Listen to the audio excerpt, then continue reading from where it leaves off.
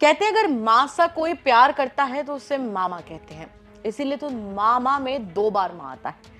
लेकिन कलयुग आ चुका है और रिश्तों को शर्मसार कर देने वाली ऐसी कहानी हम आपको बताएंगे जो आपके होश फाख्ता करके रख देगी।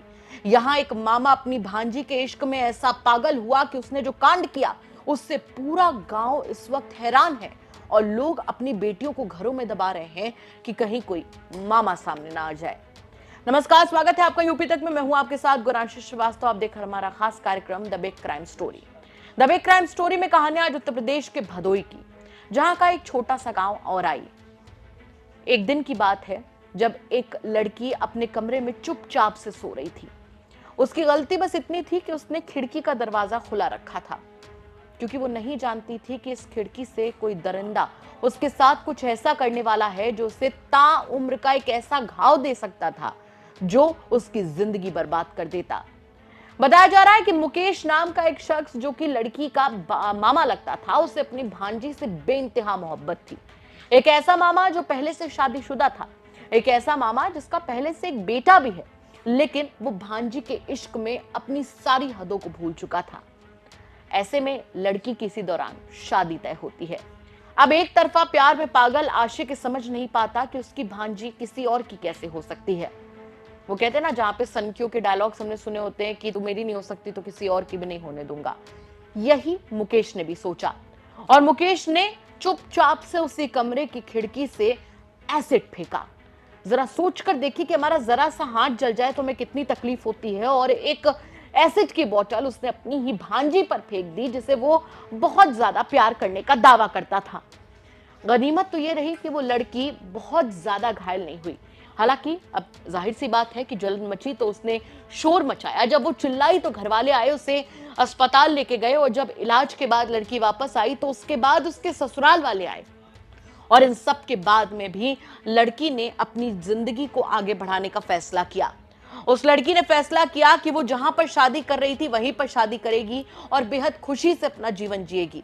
इसी के चलते उसने अपने ससुराल वालों की तरफ से आए हुए जो रस्में थी उन्हें किया, उन्हें निभाया और आखिरकार लड़की अपने जीवन में एक कदम आगे बढ़ी अपने ससुराल की तरफ जाने के लिए। लेकिन मुकेश की इस हरकत ने पूरे गांव को दहला कर रख दिया था। लोग यही सवाल कर रहे थे कि आज मुकेश ने किसी एक लड़की के साथ एक कांड किया है, कल को वो किसी और के साथ कर सकता है, जिसके चलते पुलिस भी एक्टिव थी। पुलिस मुकेश को ढूंढ रही थी क्योंकि एसिड फेंकने जैसा गंभीर अपराध मुकेश ने किया था और मुकेश इससे बच जाता, ये कानून के ऊपर, खाकी के ऊपर सवाल खड़े कर सकता था।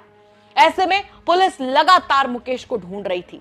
एक तरफ उस लड़की का, उस भांजी का घर बस रहा था, तो वहीं दूसरी तरफ पुलिस की कोशिश थी कि कैसे भी करके बाकी लड़कियों का घर बचाया जा सके, जिसके चलते मुकेश को पुलिस ढूंढ ही रही थी। इसी दौरान एक मुखबिर की सूचना पर पुलिस को मुकेश के एक जगह पर होने की जानकारी मिलती है।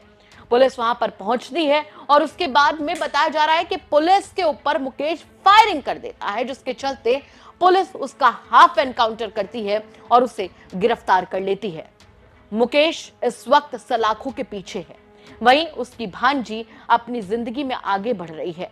कल को उसकी शादी होगी, शायद वो इस गम को थोड़ा सा भूलने की कोशिश भी करे, लेकिन ये घटना अपने आप में कई बड़े और गंभीर सवाल खड़े करती है।